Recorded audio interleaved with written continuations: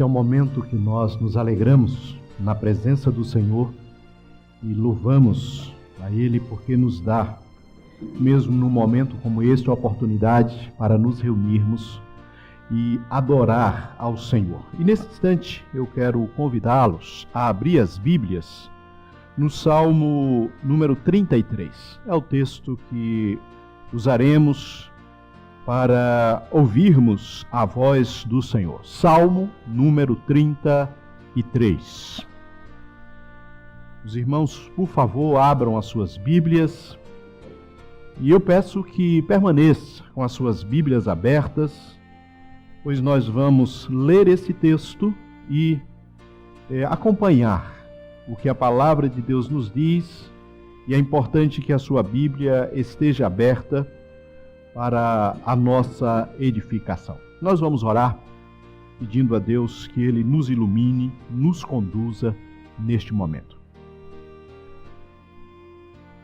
Deus Todo-Poderoso, sabemos das nossas limitações, sabemos, ó Deus, por causa do pecado, não temos condição de sermos fiéis por nós mesmos na exposição da Tua Palavra. Mas neste momento, Senhor, nós clamamos a Ti, ao Espírito Santo, que nos conduza.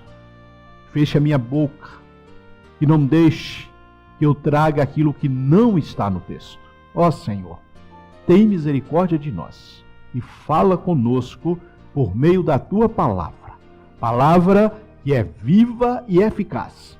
Então, que esta palavra venha sobre nós, nos ilumine, nos oriente e nos fortaleça, para que possamos glorificar o Teu nome em todo o tempo. Em Cristo, pois, nós pedimos assim. Amém. Salmo 33, para a nossa meditação. Nós sabemos que o livro dos Salmos é um livro poético, um livro que foi usado também pelo povo de Israel para louvar ao Senhor, para cantar louvores ao Senhor. E este é um livro que fala diretamente da minha vida e da sua vida e que nos orienta como nós devemos viver, glorificar o Senhor e nos relacionarmos uns com os outros. O texto de hoje, Salmo 33, é um convite à adoração a Deus. É um convite à adoração a Deus através do louvor. E é sobre isto que nós queremos falar nessa noite, adoração ao Senhor através do louvor. Então atentemos para o que o Salmo nos diz e o convite que ele faz a cada um de nós. O texto diz o seguinte, versículo 1, 2 e 3. Exultai, ó justos, no Senhor. Aos retos fica bem louvá-lo. Celebrai o Senhor com harpa, louvai-o com cânticos, no saltério de 10 cordas. Entoai-lhe um novo cântico, tangei com arte e com júbilo. Aqui está o convite do texto da palavra de Deus para nós. Convite para que nós adoremos ao Senhor através dos louvores. Esses 3 versículos podem nos ensinar muito. Por exemplo, quem deve louvar ao Senhor segundo esse texto? O texto nos diz que os que devem louvar ao Senhor são os justos ou os retos de coração. Mas aí eu pergunto, quem de nós pode se arrogar de justo? Quem de nós pode se apresentar diante de Deus com base na nossa própria justiça para adorá-lo e glorificar o seu santo nome? Estamos totalmente desqualificados para tamanha compromisso de adoração e louvor ao Senhor. Mas nós sabemos que a graça do Senhor se manifestou e Ele nos deu Jesus Cristo. Jesus Cristo, o justo, que viveu para que nós, através da obra dele, pudéssemos ser justificados. E é exatamente por causa da obra de Cristo, aplicada às nossas vidas, é que nós podemos atender ao que está aqui nesse salmo. A justiça de Cristo sobre nós. O autor da carta aos Hebreus nos diz que um novo caminho foi aberto. Um caminho no qual Jesus Cristo abriu para que nós pudéssemos adorar ao Senhor. E é exatamente por esse novo e vivo caminho que nós estamos aqui, para adorar e glorificar ao Senhor. Quem pode fazer isto? Quem pode exaltar, glorificar o nome do Senhor? Aqueles que estão em Cristo Jesus estão habilitados para este louvor, para este momento de celebração e adoração ao Senhor. Mas o versículo também nos diz como nós devemos fazer isto. Como aqueles que estão em Cristo devem adorar a Deus. Eu chamo a sua atenção para algumas palavras no texto, ou alguns verbos. Por exemplo, no primeiro versículo eu tenho exultai, no versículo 2 celebrai e também louvai, e no versículo 3 entoai. Então aqui nós temos comandos da parte de Deus que o texto nos dá, onde nos diz como nós devemos fazer isto. Celebrando ao nosso Deus, exultando ao nosso Deus, louvando ao nosso Deus. E o texto em si, ele chama a nossa atenção para a necessidade de que nós façamos isto com integridade, que nós façamos isto com todo o nosso ser. A ideia de exultai, de celebrai, de louvai, é a ideia que nós vamos cantar ao Senhor com alegria. É a ideia que nós vamos cantar ao Senhor alegres, e traz a ideia também em voz alta. Não é simplesmente cantar por cantar, mas é viver. É viver o momento e exultar na presença do Senhor. Permita-me a redundância. Exultar seria uma alegria bem alegre. Se alegre, regozije na presença do Senhor. Neste como nós devemos viver a música que nós estamos cantando. Diz aqui que nós devemos usar instrumentos, e aí cita harpa, saltérios de 10 cordas. Então, que esses instrumentos acompanhem o nosso louvor e a nossa adoração. Mas eu quero chamar a sua atenção, no versículo 3, diz que entoai-lhe um novo cântico. Entoai-lhe um novo cântico, o que o salmista quer nos dizer com isso? Eu posso entender um novo cântico numa nova composição, né? Uma nova composição, mas também aqui nós podemos entender alguém que canta uma velha canção ungido pelo Espírito Santo. Alguém que glorifica ao Senhor na unção do Espírito Santo. Então há um renovo, há uma entrega. E o texto, na sequência, o versículo 3, diz que eu devo cantar esse novo cântico e diz que deve ser feito com arte e com júbilo. Então, nós temos, queridos, diante de nós um convite para adoração, e o que o texto nos propõe é que nós possamos entender o momento, a grandeza do ser de Deus, e que isto mova cada célula do nosso ser, e que nós possamos cantar com todo o nosso ser, exaltando e glorificando ao Senhor. E o texto diz que deve ser feito com fervor, com jovialidade, com ânimo, com vigor, sentindo a música passando pelo nosso corpo. O convite é este, porque Deus é digno do melhor de cada um de nós.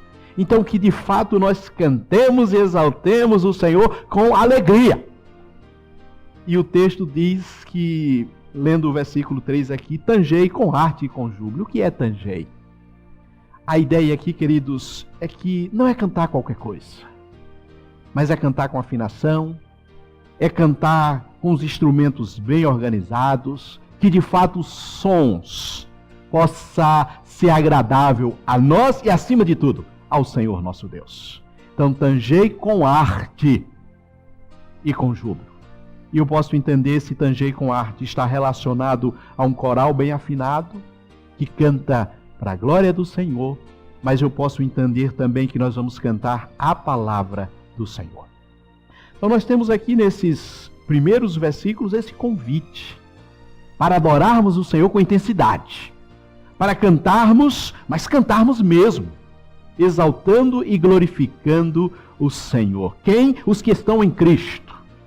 Que nós tenhamos de fato a ousadia para entrar pelo novo e vivo caminho e adorar a Deus em espírito e em verdade.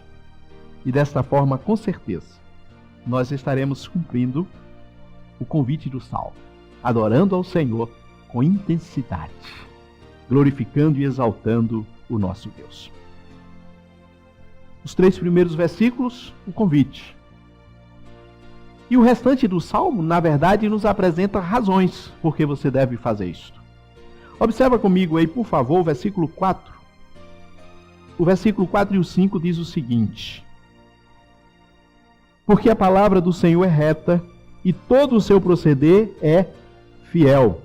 Ele ama a justiça e o direito. A terra está cheia da bondade do Senhor. Então aqui nós temos algumas razões por que você deve louvar o Senhor com intensidade, com a sua alma, com o seu ser. O versículo 4 nos diz, porque a palavra do Senhor é reta. De fato é. A palavra do Senhor é reta. É aquela palavra que nos instrui, que nos orienta, que nos edifica, que nos fortalece, que nos anima.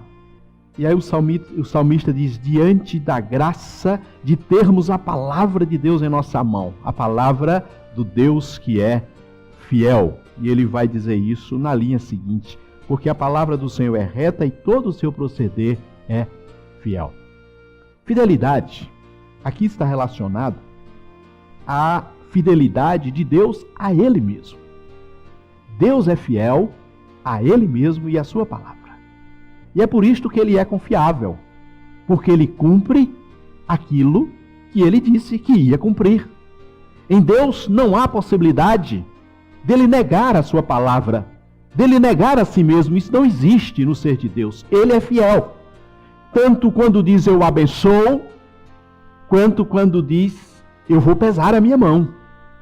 Ele é fiel e por isto nós devemos louvá-lo, exaltar o seu nome e glorificá-lo por causa da fidelidade do Senhor.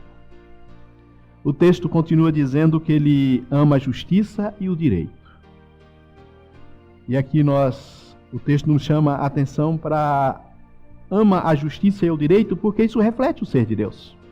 Deus é justo em tudo o que faz. Em Deus não há injustiça. E aqui nós temos algo nesse texto, olhando para a justiça de Deus, que revela a hipocrisia, a nossa hipocrisia. Eu creio que os irmãos já ouviram de algumas pessoas, evangélicas ou não evangélicas, que Deus escreve certo por linhas tortas. E tem alguns até que consertam. Deus acerta as linhas para escrever. Deus escreve certos por linhas tortas. Deus é sábio em todo o seu proceder. Tudo que Deus faz é bom. Mas na hora que a situação aperta, nós nos esquecemos disso. Na hora que alguma coisa sai daquilo que nós entendemos que é bom para a nossa vida, muitos de nós reclamam. Mas espera aí, Deus não escreve certo por linhas tortas? Por que reclamar? Porque tudo que Deus faz não é bom? Como então eu posso murmurar diante do ser de Deus? Isso revela a nossa hipocrisia. Declaramos de fato que nós cremos em Deus, que sabemos que Ele é justo, que a palavra dele é reta, que o nosso Deus é perfeito, mas quando alguma coisa nos atinge, nós nos esquecemos das perfeições de Deus. Precisamos, queridos, estar atentos para isto. Porque no momento que eu, como servo, digo crer neste Deus que o texto está falando, quando eu entendo realmente o que essa palavra me diz, não tem como brotar do meu coração murmúrio, reclamação. Por quê? Porque eu tenho segurança.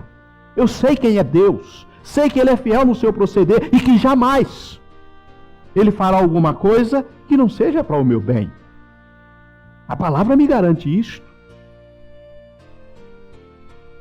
Por isto, eu devo louvá-lo. Eu devo exaltar o Senhor.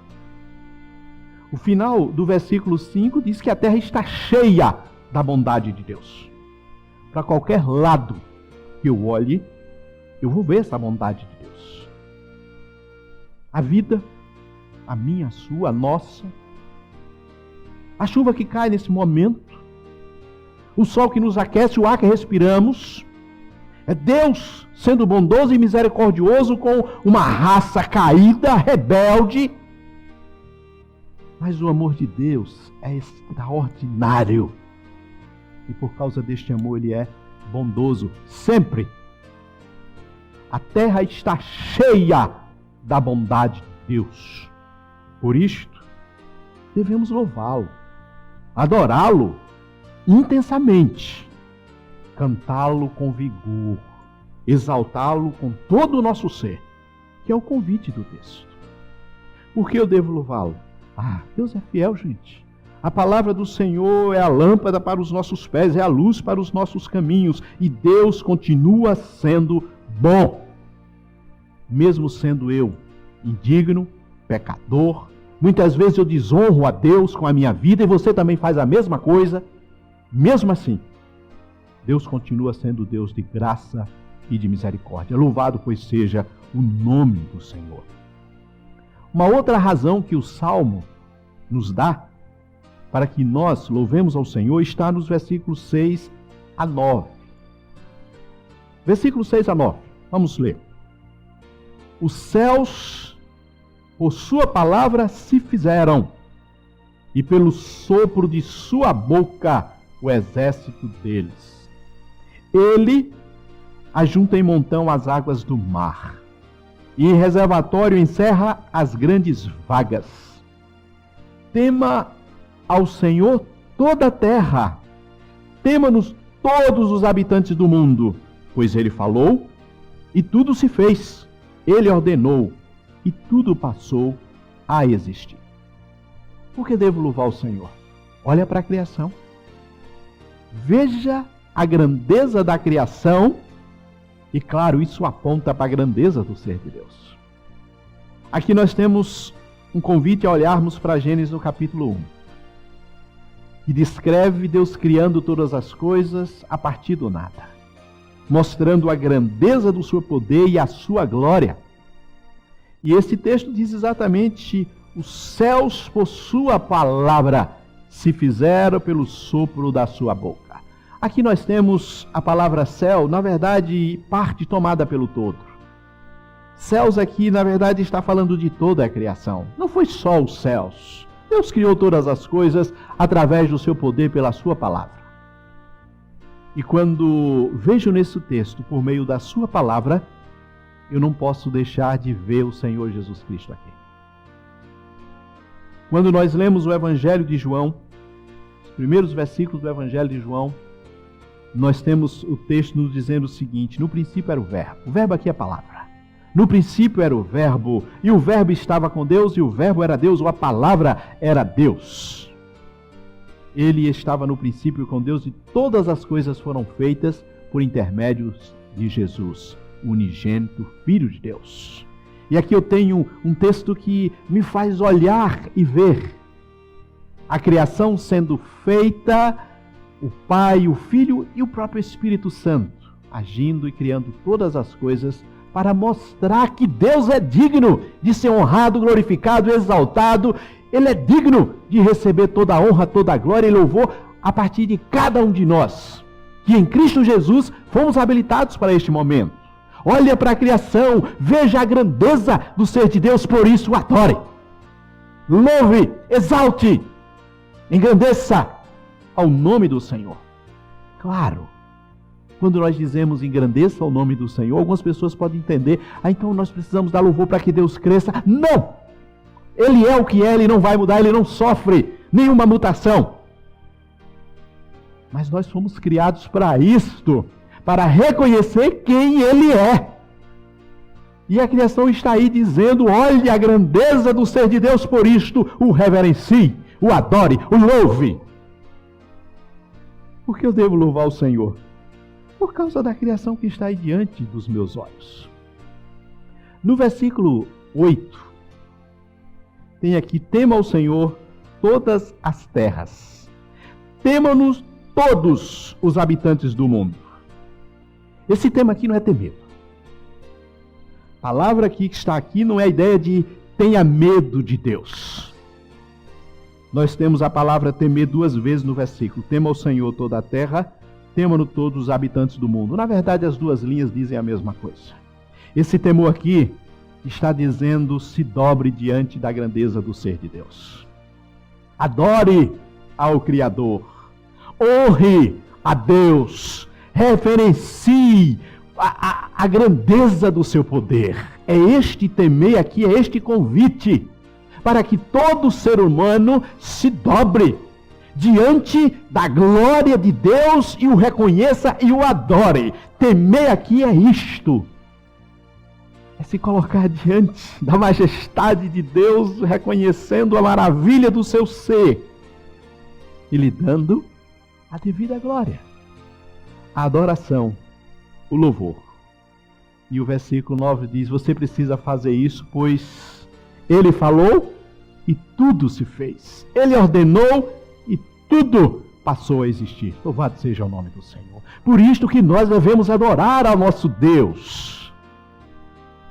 É o Senhor Criador, que tem toda a autoridade e governa sobre todas as coisas, que é a parte seguinte do texto. Porque eu devo exaltar e glorificar o nome do Senhor? Porque Ele é Deus. Nós vimos nos primeiros versículos 4 e 5 falando da fidelidade, da grandeza do nosso Deus. Porque Ele é o Criador. E a sua criação está estampada diante dos nossos olhos, exatamente dizendo: olha a grandeza, e louva e exalta o teu Criador. Uma outra razão que nós temos para adorar o Senhor está aí a partir do versículo 10 até o versículo 12. Diz assim o versículo 10: o Senhor frustra os desígnios das nações e anula os intentos dos povos. O conselho do Senhor dura para sempre. Aleluia! E os desígnios do seu coração por todas as gerações. Feliz a nação cujo Deus é o Senhor, e o povo que Ele escolheu para a sua herança. Ah, que maravilha! O que é que esse texto diz para você? O que é que esse texto diz para nós? O Senhor governa. Ele é aquele que está no controle do mundo. Ele está no controle de todas as coisas. Por isso Ele é digno da honra, da glória, do respeito, do louvor. Nós estamos vivendo num num momento delicado e complicado. Se nós formos olhar para a política brasileira, está uma confusão. E quem acreditar? De fato, os nossos políticos estão pensando no bem do povo? Não estou pensando em político A ou político B, eu estou pensando no todo, na toda a classe. Ou será que eles estão interessados no próprio bolso? Mas eu quero dizer uma coisa a vocês. Esse texto me diz que a nossa vida não depende desses homens. Esse texto coloca diante dos nossos olhos que quem está no controle é o Senhor. Sim, é o Senhor que está no controle do que está acontecendo, mesmo que Ele permita passar pelo que estamos passando.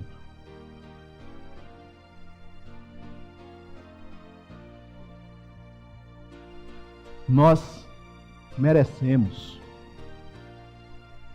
os políticos que temos. Que Deus tenha misericórdia. Que Deus tenha misericórdia e dê condição de que dias melhores possam vir sobre a nossa nação e sobre o mundo. E cabe a mim e a você orar por isto.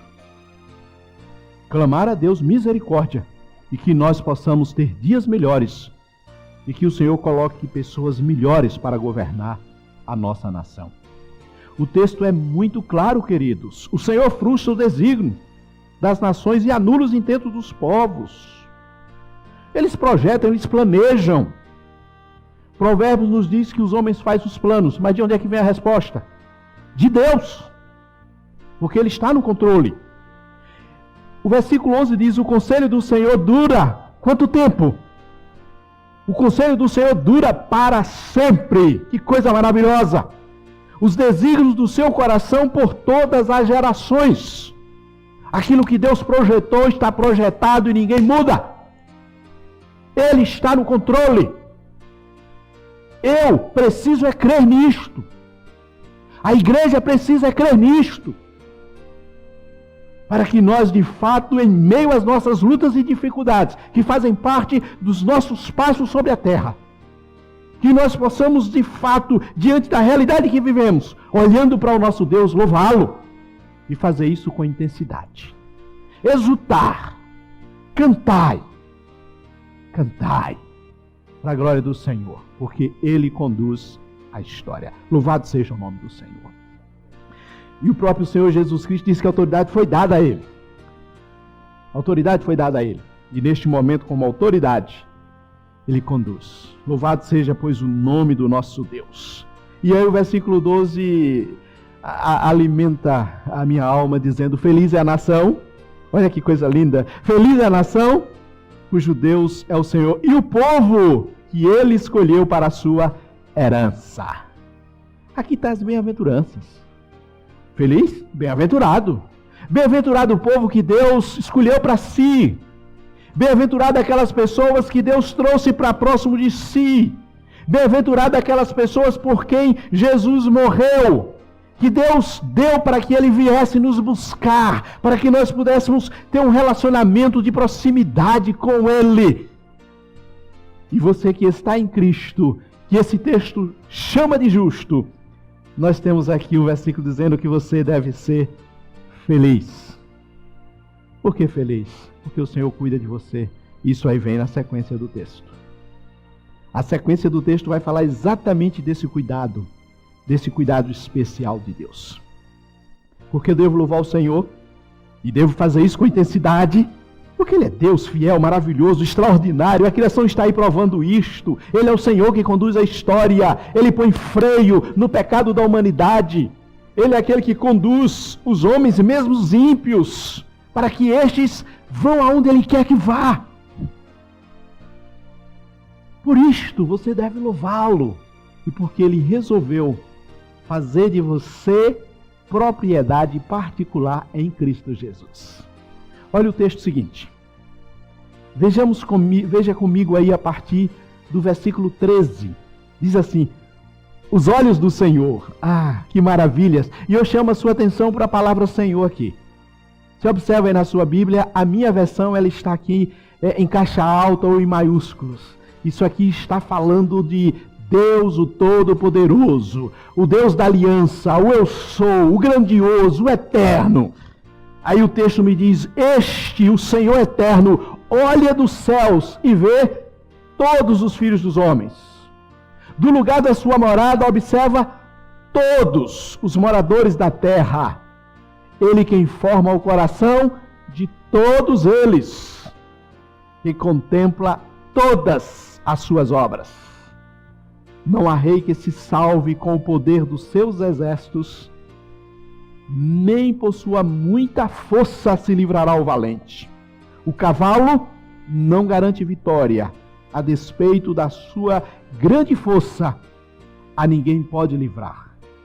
E eu ainda leio o versículo 18 e 19. Eis que os olhos do Senhor estão sobre os que o temem, sobre os que esperam na sua misericórdia, para livrar-lhes a alma da morte e no tempo da fome conservar-lhes a vida. Razão para nós louvarmos ao Senhor. Os primeiros versículos 13 a 20, eu tenho aqui o Deus que conhece a cada um de nós. E chama a sua atenção para a palavra todos, nos versículos 13, 14 e 15.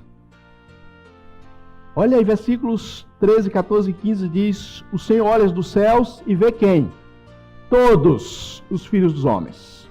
No 14 ele diz da sua morada, dos céus, observa todos os moradores da terra. No 15, ele forma o coração de quem?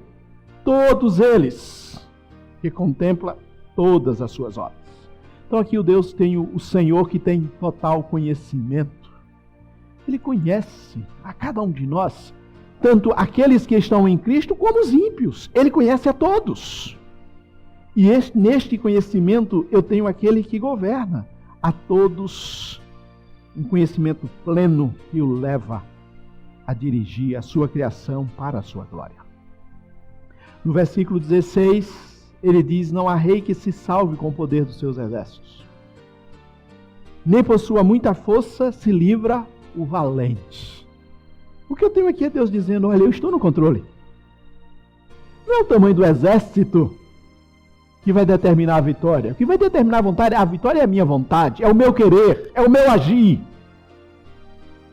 Não é o poderio bélico de a nação A ou nação B. Não são os projetos elaborados pelo governo A, B ou C, pelo ditador fulano. Mas tudo está de acordo com a minha vontade. É por isso, queridos, que nós devemos louvá-lo. Nós estamos diante do Deus que criou todas as coisas e que continua conduzindo todas as coisas. O nosso Deus não é um Deus distante. Não é aquele Deus que criou o mundo e deu as costas para ele e foi embora, entrou de férias. Não! Ele criou e continua conduzindo para um fim, para a sua glória. Ele está conduzindo tudo para a sua glória. E aí esse salmo vai me mostrando isto. E à medida que nós vamos lendo e percebendo, de fato nós temos razão para exaltar ao Senhor e fazer isto com muita vontade. E fazer isto com intensidade. Não é cantar, é cantar. É exaltar com alegria, com fervor, com prazer na alma. Ele é digno e gracioso. Gente, nós merecíamos a ira de Deus, o fogo do inferno. E o que foi que Deus fez? Sendo nós merecedores, nos amou em Cristo Jesus. Fez esse mundo belo e nos colocou nele. O pecado veio e, claro, bagunçou tudo. Mas ele mandou um Salvador. Mandou Jesus Cristo para consertar, para desfazer as obras do pecado e do maligno. E nós estamos vivendo e vendo o que Jesus Cristo fez em vida, morte e ressurreição e o que Ele está fazendo agora. Salvando pessoas, dando a sua justiça e nos dando condição de estarmos na presença de Deus, termos comunhão com Ele, podermos adentrar na sua presença pelo novo e vivo caminho que já citei aqui, citando o autor de Hebreus. Que coisa maravilhosa, que oportunidade que temos, mas que muitas vezes deixamos de contemplar a grandeza do ser de Deus e dar devida glória ao seu nome. Os versículos seguintes, 18 e 19. Que diz esses dois versículos? Eis que os olhos do Senhor estão sobre os que o temem, sobre os que esperam na sua misericórdia, para livrar-lhes a alma da morte e no tempo da fome conservar-lhes a vida. Aqui há um destaque. Aqui há uma distinção. Nos versículos 13 a 17, o texto diz que os olhos do Senhor está sobre todos. E Ele conduz a todos. Mas nestes versículos 18 e 19 há uma particularidade. Há um grupo especial. Diz que os olhos do Senhor, que estes olhos do Senhor estão sobre os que o temem, sobre os que esperam na sua misericórdia. E nesse texto, quando nos diz que os olhos do Senhor estão sobre os que o temem, aqui diz o seguinte: os olhos do Senhor estão atentos. Esse é um grupo especial, tão especial que em Cristo Jesus Ele nos amou e deu o seu próprio Filho por este grupo.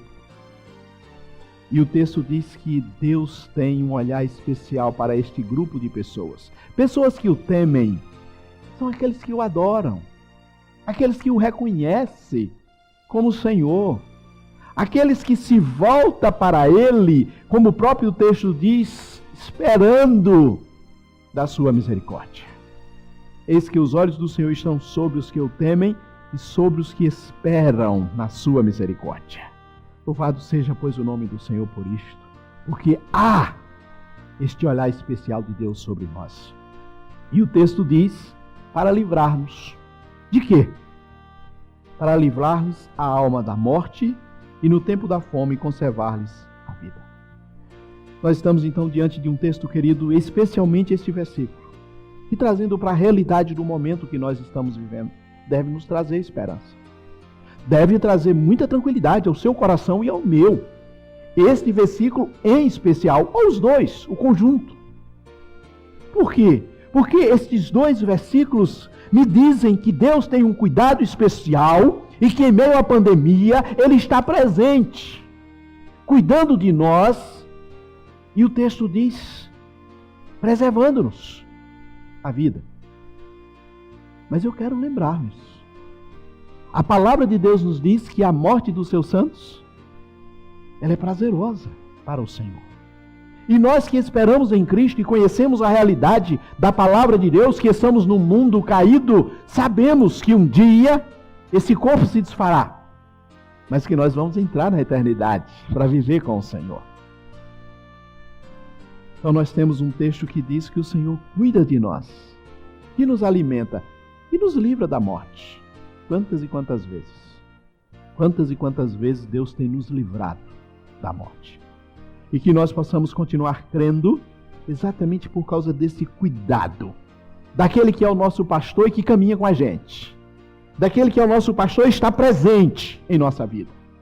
Então que nós possamos nos alegrar e louvar e exaltar o Senhor. E fazer isto com muito prazer. Porque razões, olhando para o texto, nós temos várias razões para adorar e glorificar o nome do Senhor. Até aqui, nós temos um salmo que, de início, me convida a adorar o Senhor com intensidade. Exulte, tenha alegria, tenha prazer, cante alto, com força, com vigor, bem afinado.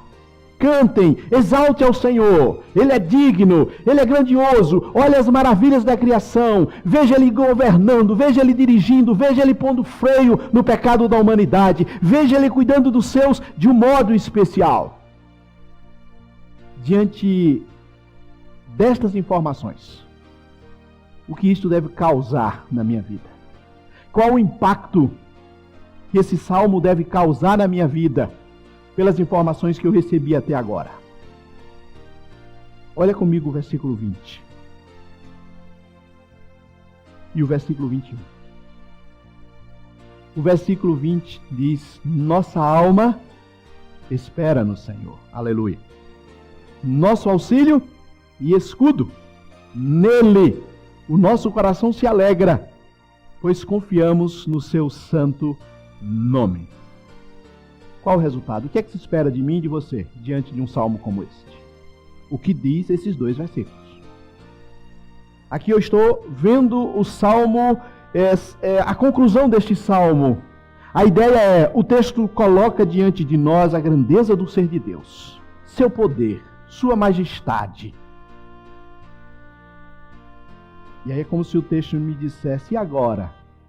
Você está diante de Deus, você sabe que Ele é Deus, que Ele tem toda a autoridade, tem poder, tem glória, majestade e que governa sobre tudo. Ele é Senhor de todas as coisas, Ele está conduzindo cada detalhe na história, na tua vida. Como você deve reagir a esta informação?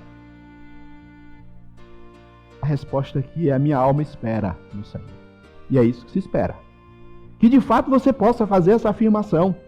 Em meio às minhas lutas e às minhas dificuldades, diante da grandeza do ser de Deus, não tem como eu não esperar, eu não confiar nele. A nossa alma, aqui tem um plural, nossa, espera no Senhor. Essa palavra espera, a tradução NVI, ela tem a ideia assim, espera em esperança. Seria esperar esperando pelo que Deus tem a fazer. Esperança na Bíblia é certeza. A esperança que nós aprendemos na Bíblia não comporta o si.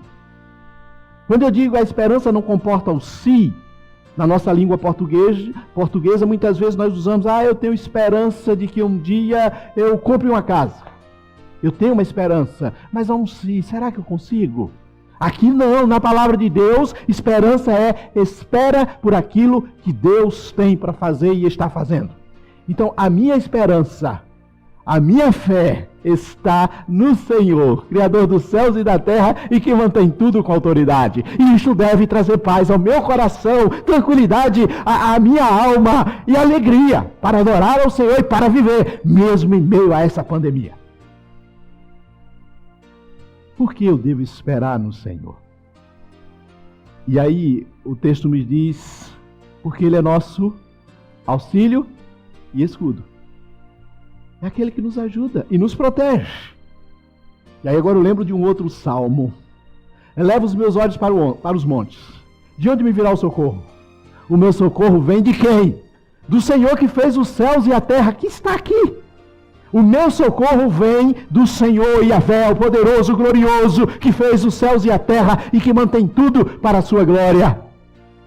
Porque eu devo confiar, porque eu devo esperar, porque Deus é o nosso refúgio e fortaleza, socorro bem presente nas tribulações. Aleluias, louvado seja o nome do Senhor. Por isto, queridos, nós devemos exaltar e glorificar o nome do Senhor. Esperar naquele que pode. Esperar naquele que tem autoridade. Naquele que governa.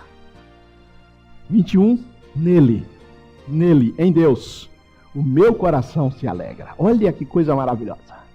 Onde é que está a alegria aqui nesse texto? Onde é que o coração se alegra? Em Deus. Sim, aí está a fonte do prazer. Aí está a fonte da realização. Alegrar-se em Deus. As alegrias que nós temos aqui nesse mundo são passageiras, queridos. A gente se alegra porque comprou uma bicicleta nova. Uau, comprei uma bicicleta nova. Outra, eu toquei de carro, maravilha. Ah, consegui comprar a minha casa. Ah, encontrei uma moça para me casar. Uau! Mas passa. A bicicleta fica velha, o carro daqui a pouco já perdeu aquela beleza. Ah, mas em Deus não. Em Deus há alegria perpétua. E é aí que deve estar a realização da nossa alma. No mundo com as dificuldades, mais alegres em Deus. Nele, o nosso coração se alegra. E diz que o resultado é exatamente porque nós confiamos. Porque o nosso Deus, segundo Isaías, capítulo 40, versículo 29, o texto diz que Ele faz forte o cansado e multiplica as forças a quem não tem nenhum vigor. Então, queridos, descansa neste Deus que reanima e traz força ao cansado. Isaías ainda diz, 41, versículo 13, diz, porque eu, Senhor, maravilhas, porque eu, Senhor, teu Deus, te tomo pela tua mão direita e te digo, não temas, porque eu te ajudo. Por isso, queridos, nós devemos glorificar e exaltar o nosso Deus. Sendo Deus, Ele veio em nossa direção. Sendo Deus, nos abriu um caminho de relacionamento em Cristo Jesus. E sendo Deus, nos convida para a adoração. Que nós possamos adorá-lo. Mas que façamos isto, queridos, de todo o nosso ser. Não vamos dar uma adoração, um louvor a Deus só da obrigação da liturgia, porque muitas vezes nós cantamos porque o dirigente pediu para cantar, ou o grupo de louvor começou a cantar e a gente canta também. Queridos, diante da majestade do Senhor, nós precisamos nos regozijar e glorificar ao Deus eterno, grandioso, majestoso, maravilhoso, mas presente, cuidando de cada um de nós. E concluir a nossa palavra, nós temos aqui no final uma oração. Seja o Senhor sobre nós, seja o Senhor sobre nós, seja sobre nós, Senhor, a tua misericórdia como de ti esperamos. Queridos, que nós possamos descansar no Senhor. Diante de um texto como este, quando nós entendemos o que está aqui, não há razão para não termos este descanso, para não confiarmos no Senhor. Mesmo que as tuas lutas tenham sido grandes, queridos, o nosso Deus é maior. E Ele sabe o que você está passando. E eu concluo com as palavras do Senhor Jesus Cristo. Ele diz que nós não devemos andar ansiosos com coisa alguma. Por quê? Porque o Senhor sabe o que você precisa. E Ele está cuidando disto. Então que nós descansemos no Senhor. Que em meio às nossas lutas haja paz em nosso coração, porque nós sabemos em quem temos crido. E que nos alegremos diante do nosso Deus eterno. E que o nome dele seja exaltado e glorificado em sua vida, no seu caminhar, nas suas lutas. E que quando formos chamados a um momento de louvor, de cantar, que você cante com todo o seu ser, exalte ao nosso Deus. Que Ele nos ajude, queridos, e que nós possamos, com a mensagem desse texto, descansarmos no Senhor e glorificarmos o seu nome com intensidade. Que a misericórdia dele, pois, seja sobre nós e que o seu Espírito aplique em nosso ser o que está nesse texto e que nós possamos viver intensamente para a glória do Senhor. Vamos orar. Senhor, eu agradeço a Ti por este momento.